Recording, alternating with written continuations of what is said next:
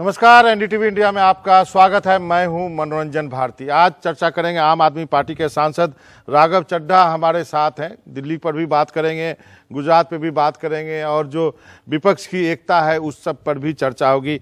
राघव, आपका बहुत बहुत शुक्रिया, आपने वक्त निकाला एनडीटीवी से बातचीत करने के लिए।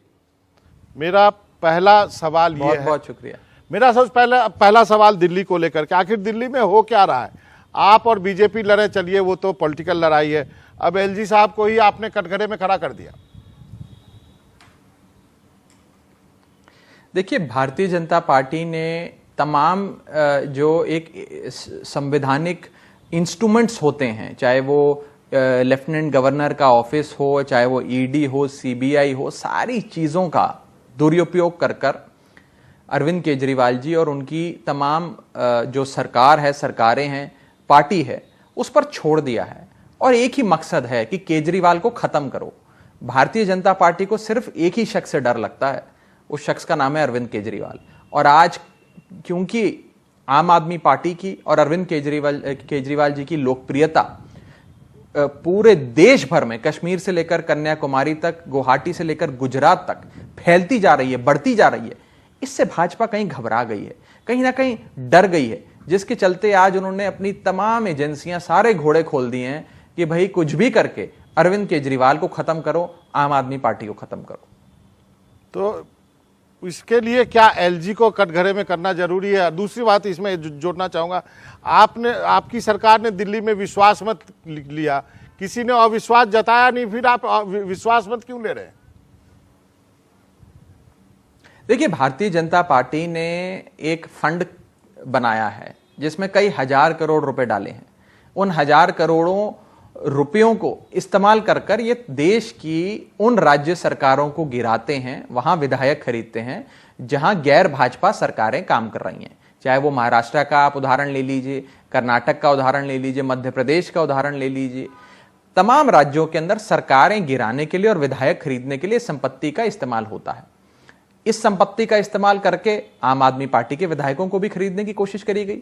कहा गया कि सीबीआई ईडी छोड़ देंगे तुम पे, और अगर बचना चाहते हो तो लो 20 करोड़ रुपए और आ जाओ भारतीय जनता पार्टी की तरफ। सरकार गिराने की सरेआम दिन दहाड़े कोशिशें आप सबके सामने, हम सबके सामने भाजपा दिल्ली में करती आ रही है, जिसका पर्दाफाश अरविंद केजरीवाल जी ने किया, जिसका पर्दाफाश आम आदमी पार्टी ने किया, जिसके चलते हम भाजपा को एक सबक सिखाने के लिए ये विश्वास मत लाए और कहा कि हो सकता है और पार्टियां दूसरी मिट्टी की बनी हो, हम अरविंद केजरीवाल के सिपाही हैं, हम उस मिट्टी के नहीं बने, हम उस मिट्टी के बने हैं जिसे ना आप खरीद सकते हैं, ना आप डरा सकते हैं। यहाँ यही वजह है कि अपने दर्शकों को बताना चाहूंगा, 7 सितंबर को आम आदमी पार्टी के विधायक जो है ऑपरेशन लोटस के खिलाफ राष्ट्रपति से मिलने जा रहे हैं। आगे बढ़ते हैं राघव, आपके बारे में कहा जाता है कि आप पंजाब के सुपर सीएम हैं, क्या कहेंगे इस पर? नहीं, ये सब विपक्ष के निराधार आरोप हैं। मैं पंजाब से राज्यसभा का सांसद हूं। मेरे बड़े भाई भगवंत मान साहब ने मुझे सरकार में एक छोटी सी सलाहकार के तौर पे जिम्मेदारी दी हुई है और मैं बखूबी अपनी जिम्मेदारी निभाने की कोशिश कर रहा हूं। विपक्ष के इस प्रोपेगेंडा में, इस एजेंडा में ना मैं फंसता हूं, ना मैं फंसना चाहता हूं। मैं चुप करके अपना काम करता हूं। चलिए, अब मुझे ऐसी जवाब की उम्मीद थी, आप भी सधे हुए पॉलिटिशियन की तरह बात कर रहे हैं। चलिए, कोई बात नहीं, विपक्ष की एकता के बारे में बात कर लूँ। अभी आपने देखा होगा नीतीश कुमार, केसीआर की तस्वीरें, साथ में यदि पवार साहब की अलग कोशिशें हैं, ममता बनर्जी की अलग कोशिशें हैं, इसमें अरविंद केजरीवाल कहाँ पे आते हैं? दिखते नहीं हैं। देखिए, सबसे पहली चीज तो यह है कि आज मेरा अपना ये मानना है कि भारतीय जनता पार्टी जो एक वेल ऑयल्ड इलेक्शन मशीन बन चुकी है, उसे हराने के लिए, उसे राजनीति के रण के मैदान में हराने के लिए एक नई राजनीतिक भाषा की, एक नए आइडिया की, एक नए नेतृत्व की जरूरत है। और कहीं ना कहीं आज आम आदमी पार्टी जो एक बहुत बड़ा, आप कहीं खालीपन है, एक वॉइड है भारत के राष्ट्रीय विपक्ष में, वो कहीं ना कहीं आम आदमी पार्टी और अरविंद केजरीवाल उस खालीपन को भरते नजर आ रहे हैं। और खास तौर पे पंजाब की जीत के बाद आम आदमी पार्टी एक राष्ट्रीय ताकत बन के उभरी है। और मेरा अपना यह मानना है कि आने वाले समय में आम आदमी पार्टी कांग्रेस पार्टी का राष्ट्रीय और स्वाभाविक विकल्प बनने जा रही है। और ये उस पार्टी का सांसद बोल रहा है जिसके पास लोकसभा में अभी एक भी सांसद नहीं है। देखिए, पहली चीज तो यह है कि यही पार्टियां होती थी, कांग्रेस बीजेपी, जो हमें कहा करती थी कि पार्टी बनाओ, हिम्मत है तो इलेक्शन लड़ो, इलेक्शन जीतो, सरकार बनाओ, सरकार चलाओ और अपना लोकपाल बिल ले आओ। हमने इनकी चुनौती स्वीकार करी। हमें तो ऐसी चुनौतियां बड़ी पसंद हैं। चिंता ना करिए, आने वाले चुनाव भारतीय जनता पार्टी की और कांग्रेस पार्टी की आंखें खोल देंगे। और क्यों ना खोलें, आज देश एक नया मॉडल ऑफ गवर्नेंस मांग रहा है। देखिए, एक तरफ भारतीय जनता पार्टी का मॉडल है, जिस मॉडल का नाम है दोस्तवाद मॉडल, जिसमें दोस्तों को करोड़पति, अरबपति, खरबपति बनाया जाता है। दूसरा मॉडल है Arvind Kejriwal model of governance, जिसमें गरीब की जेब में पैसा डाला जाता है, उसकी कॉस्ट ऑफ लिविंग घटाकर, उसकी परचेजिंग कैपेसिटी बढ़ाकर। आज इन दोनों मॉडल्स के बीच में एक टकराव है और मेरा अपना यह मानना है कि देश के लोग केजरीवाल मॉडल ऑफ गवर्नेंस को चुनेंगे। और क्यों मैं कहता हूं कि आम आदमी पार्टी अन्य विपक्ष की पार्टियों से भी भिन्न है और भाजपा से भी भिन्न है, उसके कई सारे बिंदु मैं आपके सामने साझा करना चाहूंगा। पहली चीज तो यह है कि आम आदमी पार्टी विपक्ष की अन्य पार्टियों के मुकाबले एक राष्ट्रीय ताकत बन गई है। हमारी पॉलिटिकल पार्टी में कोई एलिमेंट ऑफ रीजनलिज्म नहीं है जो बाकी पार्टियों में नजर आता है, चाहे वो बंगाल की पार्टी हो या आंध्र प्रदेश की पार्टी हो। इसके साथ साथ अरविंद केजरीवाल जी की एक पैन इंडिया रिकॉग्निशन है, प्रेजेंस है। और आम आदमी पार्टी, जैसा कि आप जानते हैं, एक अन्ना हजारे लोकपाल आंदोलन से, Lokpal India against corruption movement से निकली हुई पार्टी है। और इस मूवमेंट की प्रेजेंस, इस मूवमेंट का आप कहें फुटप्रिंट पूरे देश भर में था। तो एक राष्ट्रीय फ्लेवर आम आदमी पार्टी के साथ है। सही कहा आपने। तीसरा बड़ा बिंदु, सही कहा, आम आदमी पार्टी के पास का कोई पुराना बैगेज नहीं है। नहीं, राघव, आपको एक बात का बेनिफिट है कि आप दिल्ली बेस्ड पार्टी रहे हैं, तो आपका उसका एक नेशनल कैरेक्टर अपने आप हो जाता है। लेकिन आपने थोड़ी देर पहले बोला कि नया आइडिया, नई भाषा हम लेकर के आए हैं। नई भाषा के नया आइडिया यही है कि हर घर तिरंगा के बदले हर हाथ तिरंगा। क्या यही नया आइडिया है कि हम भी कराएंगे सबको अयोध्या की लेके जाओ ट्रेन में, बुजुर्गों को ट्रेन में लेके जाओ। 2014 से पहले जिस ढंग से वादे किए गए उसी तरह फ्री वादे आप भी कर रहे हैं। यूपी के चुनाव कहा जाता है बीजेपी इसलिए जीती कि फ्री राशन देती थी, तो आप भी तो वही कर रहे हैं। इसमें नई भाषा, नया सोच कहाँ है? देखिए, पहली चीज तो यह है कि मैंने कहा नई भाषा शैली की आवश्यकता है राष्ट्रीय राजनीति में। जहां तक आम आदमी पार्टी बनाम भाजपा का आप कंपैरिजन कर रहे थे, मैं आपको बता दूं कि सबसे बड़ा फर्क हमारे और भाजपा के बीच में यह है कि हम जो कहते हैं वो करते हैं। हमने कहा कि हम बिजली मुफ्त करेंगे, हमने बिजली मुफ्त कर दी। आज ही आपने देखा कि पंजाब में लाखों लोगों के बिल शून्य आए। हमने कहा कि अच्छी शिक्षा देंगे। आज दिल्ली के अंदर गरीब का बच्चा हो या अमीर उद्योगपति का बच्चा हो, वो सेम डेस्क पे, सेम क्लासरूम में बैठकर शिक्षा ग्रहण करते हैं। हमने कहा वर्ल्ड क्लास स्वास्थ्य सेवाएं अपने दिल्ली के, पंजाब के लोगों को देंगे। आज दिल्ली के अंदर आप सब जानते हैं, मोहल्ला क्लिनिक से लेकर सुपर स्पेशलिटी हॉस्पिटल्स तक सारे लोगों को क्वालिटी हेल्थ केयर मिलता है और वो भी बिल्कुल मुफ्त मिलता है। तो एक मॉडल हमने बनाया, जो कहा वो किया।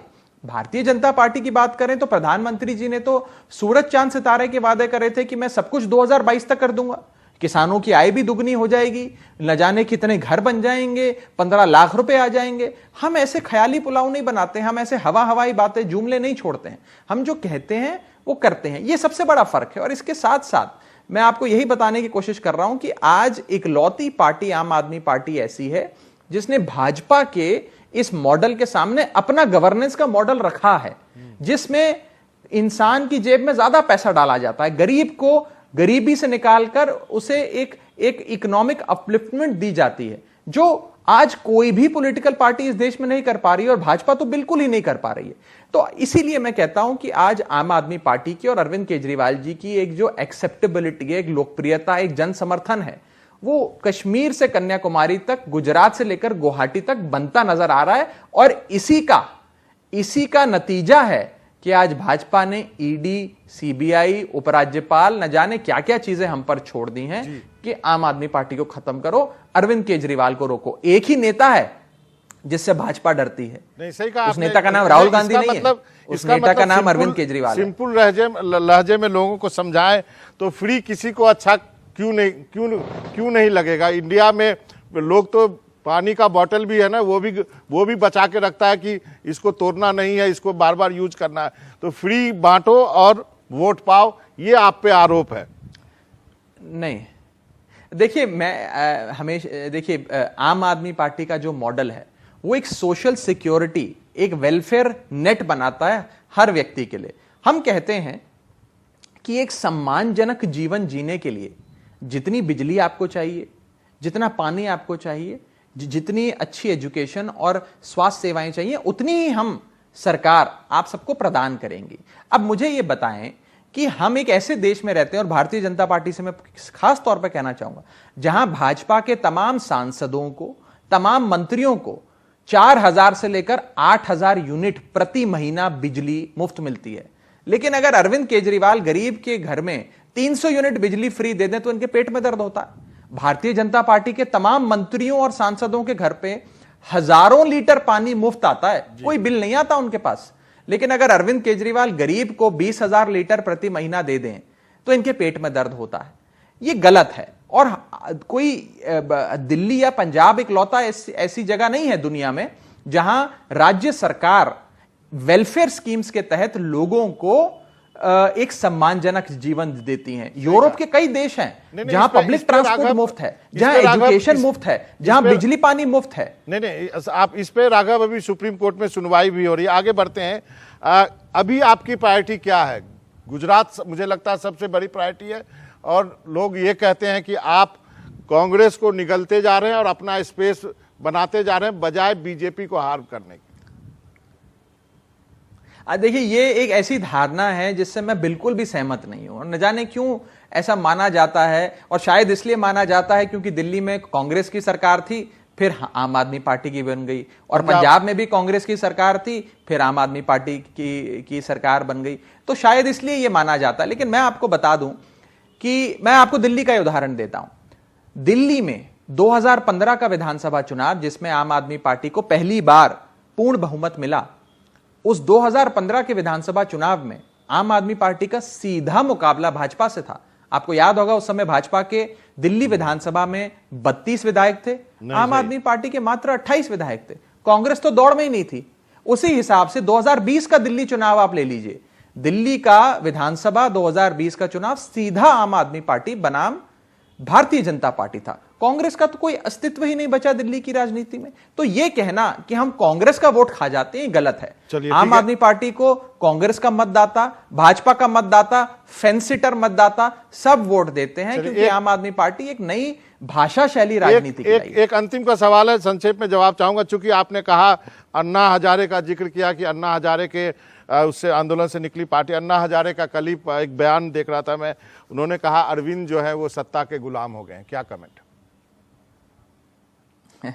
देखिए, वो तो हमारे बड़े पूजनीय, उनको तो मैं उनके बारे में कुछ नहीं कहूंगा, लेकिन ये जरूर कहूंगा कि भारतीय जनता पार्टी जब आम आदमी पार्टी पे अटैक करती है और वो अटैक चिपकता नहीं है, तो फिर वो क्या करते हैं, कुछ बाहर के लोग ले आते हैं, हमारे ही पुराने साथी ले आते हैं और हम पर कीचड़ फेंकते हैं। पंजाब चुनाव में ये कुमार विश्वास को ले आए और कुमार विश्वास से ये कहलवाया कि अरविंद केजरीवाल आतंकवादी है, आम आदमी पार्टी एक खालिस्तानी पार्टी है। इसी प्रकार से वो इस बार किसी और शख्स को ले आए हैं। ये आने वाले समय में हो सकता है और लोगों को भी सामने लाएं और अपनी बंदूक किसी और के कंधे पे रखकर चलाएं। पर मुझे लगता है जनता बड़ी समझदार है, जनता देख लेती है, जनता समझ जाती है कि ये हो क्या रहा है। चलिए राघव, आपका बहुत बहुत शुक्रिया, आपने वक्त निकाला एनडीटीवी से बातचीत